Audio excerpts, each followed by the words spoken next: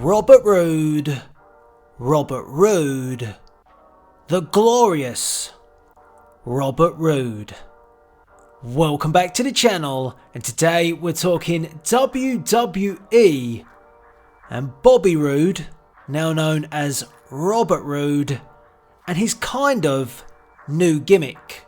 Now before we get into it, I want to make sure you're subscribed to the channel with the notification bell turned on so you stay up to date with all my WWE content. Now some say Robert Roode looks like Magnum PI. Some say he looks like Ravishing Rick Rude.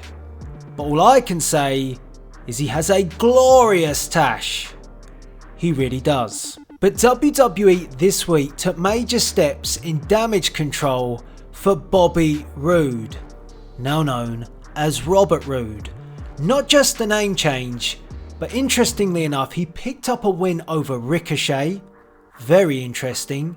But it was more the commentary that you should have paid attention to this week on Raw.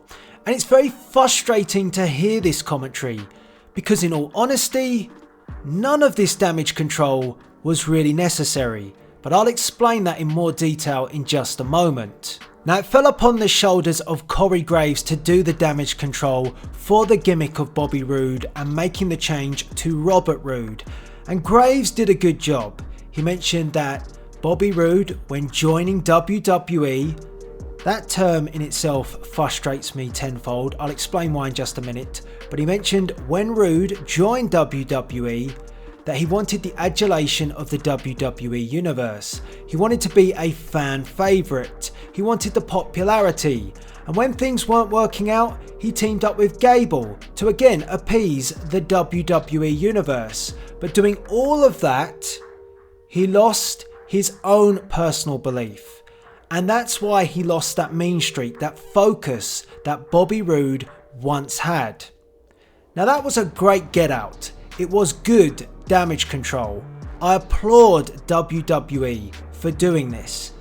However, the term of saying a superstar has joined WWE, like I said, drives me round the bend, because it gives the impression that the talent has never stepped foot in WWE before. That's disregarding all brands. But in reality, that talent has been on NXT. But WWE pick and choose who they want to acknowledge has had a history and who hasn't. And in this instance, Bobby Roode, Robert Roode, hasn't. Because if Corey Graves was to go back and reference the history instead of just saying when he arrived in WWE, Corey Graves would be able to quote that Bobby Roode was a masterful heel in NXT. He was also a former NXT champion, and we would have got that heel on the main roster if WWE hadn't pissed around with his gimmick. That's the crux of the problem, and that's why it was smart damage control this week, because all Corey Graves did was switch it onto the character rather than the bad booking by WWE. It was WWE that wanted Roode's character to have the adulation of the WWE universe. It was WWE that wanted to cash in on the merch sales of the glorious gimmick, taking away that organicness which was created down on NXT. And these key changes were what damaged the Bobby Roode character coming to WWE, if you want to put it that way. Now that wasn't the character or the superstar's fault.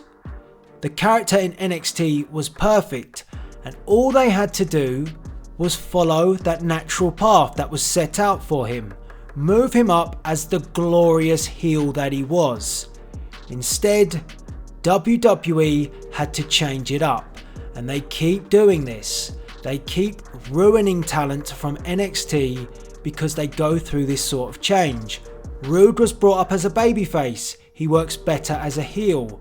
They've moved up the War Raiders, renamed them the Viking Experience, then backtracked on it after a backlash and decided to name them the Viking Raiders.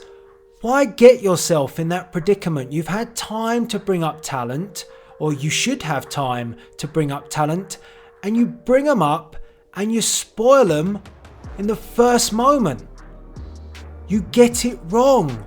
Evaluate, weigh it up, work out what's best long term for the character, for the superstar. They didn't do this with Roode. They haven't done this with talent that's been brought up recently. Just think about Ricochet and Aleister Black for a minute. Now, they haven't spoilt them, but they brought them up as a tag team. Why? Ricochet is an awesome singles talent. Aleister Black is an awesome singles talent. With the right direction and the right path, they would be top level superstars. And WWE should be planning for the future, because a lot of the old school, their time's coming to an end. So they need this fresh new talent to pave the way. But they brought them up as a tag team. Not really any real plans. And now, point proven. Aleister Black drafted to SmackDown. Ricochet stays on Raw. The tag team's been split up. Did they achieve much? No. Some will say, well, actually they did. They embedded them on the main roster. You could have done that as singles competitors. Easy. In fact, you could have done it better because you could have made more of a spectacle about it. Ricochet's entrance on his own is awesome enough. So is Aleister Black's. So I don't believe that the tag team decision was right. But again, it's a sign of bringing talent up with no plan, no direction, changing what they initially were down on NXT, and they come up to the main roster and people think, or are left scratching their head. Now, I'm glad that they have done this with Robert Roode. I am. But you know what? I would like a bit more storytelling when it comes to these sort of changes. Not just, a reactionary change. And that's what this felt like. And I think this tells us what it's like in WWE at present. Backstage, there's too many ideas.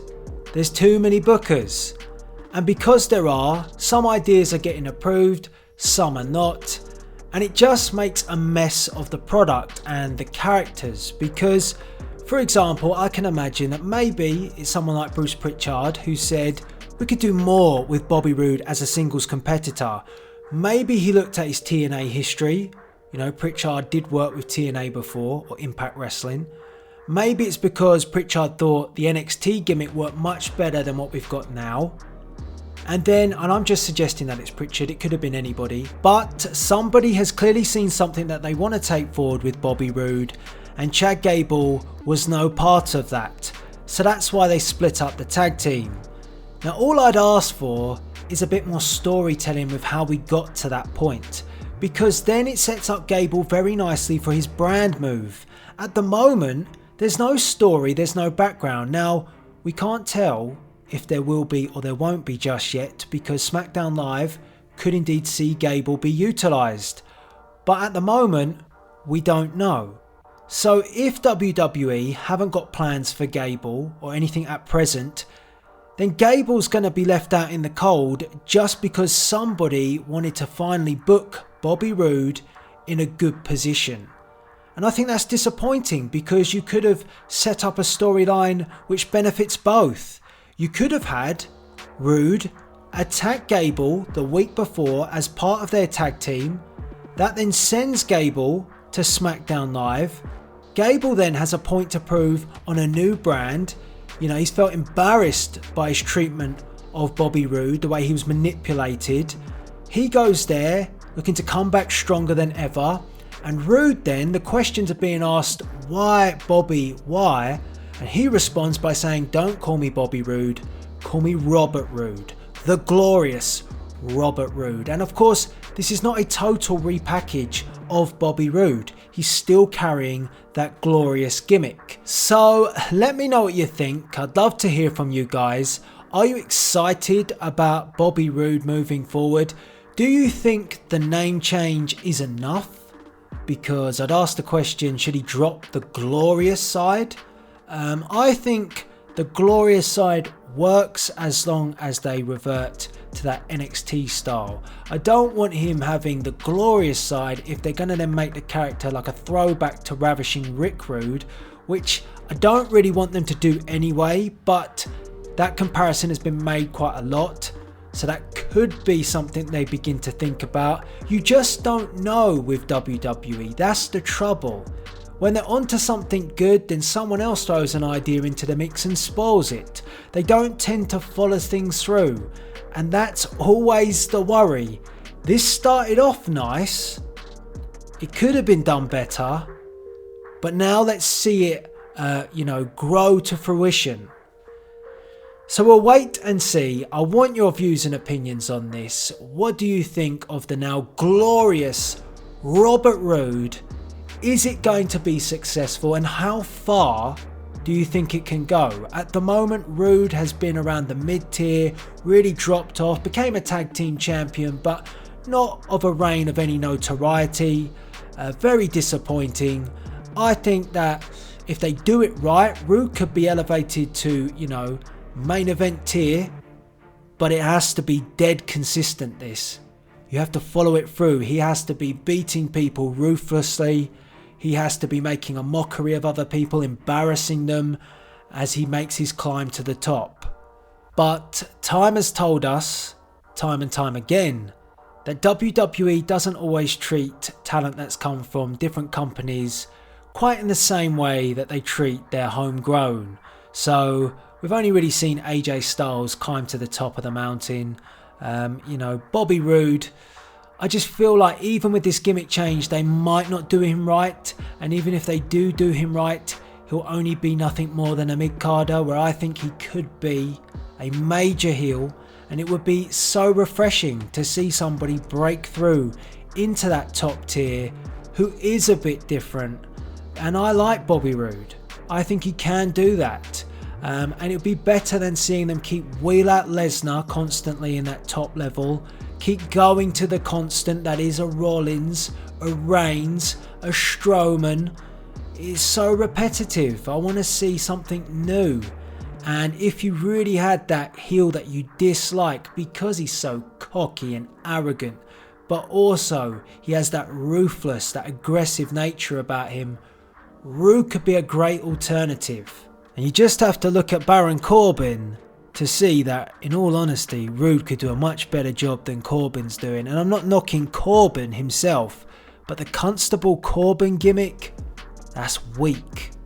That's weak. I can't stand seeing Corbin wrestle in the half-arsed suit that he wears. I don't like that at all. I preferred the Lone Wolf gimmick, just with a bit more personality behind it. But, this Robert Roode gimmick interests me way more because it's a bit more like what we saw in NXT.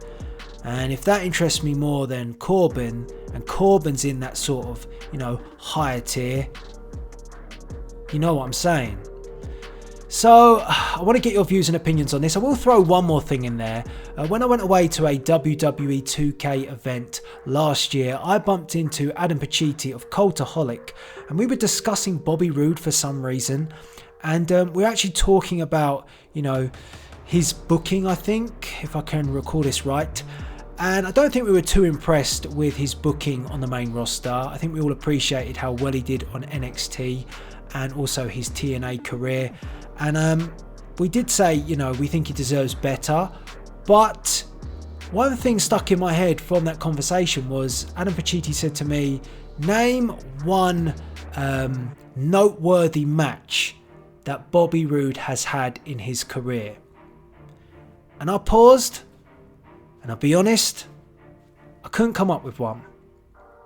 I could not come up with a real noteworthy match in terms of a match that is like, a 5-star match or an impressive match, something that stands out. I couldn't do it. I thought back, I used to watch TNA.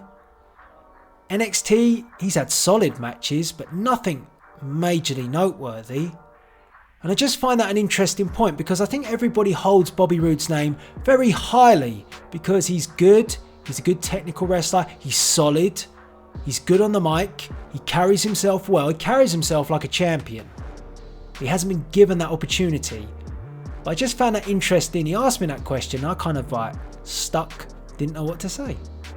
So if you know a noteworthy match that Bobby Roode has been in that you think is solid and better than solid, in fact, something that, you know, really stands out, tell me. I want to go watch it. And I can think to myself, well, that was the one. But let me know, and all that's left to be said is, what do you think of the glorious Robert Roode? Is he bringing the tash back? I think so. I might have to go for one myself. Oh my, can you imagine? The beard may go. We'll see. This is Delsinski. Signing out.